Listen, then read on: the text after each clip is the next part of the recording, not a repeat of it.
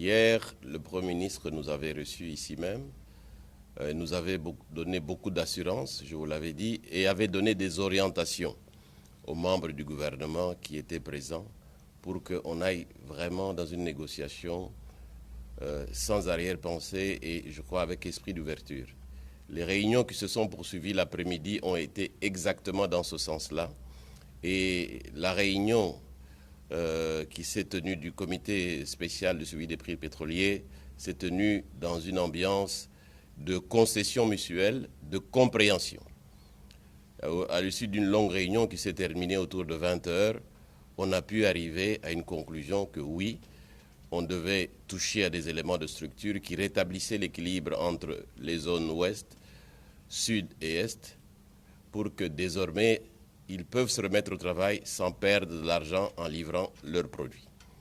Les concessions étaient faites de part et d'autre en tenant compte de la volonté du gouvernement de s'occuper d'abord de la population et de ne pas perturber par un élément majeur qui est le carburant, la vie économique et sociale. C'est dans ce cadre-là qu'on a abouti sur les points essentiels, les éléments prépondérants de la structure de prix, qu'il s'agisse du prix moyen frontière commerciale, du taux de change ou des volumes consommés.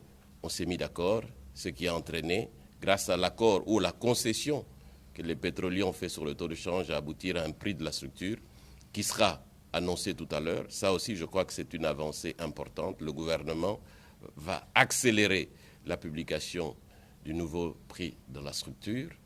Et nous, face à cette compréhension du gouvernement, qui, je le rappelle, a été guidée par les orientations du Premier ministre, nous avons accepté, pour des problèmes conjoncturels, d'attendre des prochaines réunions pour en débattre.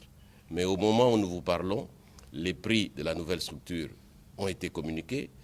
Ils nous permettent d'annoncer aujourd'hui que la grève est terminée et que l'activité économique va reprendre normalement le plus tôt possible dans le sud et l'est, parce que nos opérateurs économiques ont trouvé une oreille favorable auprès du gouvernement. Voilà.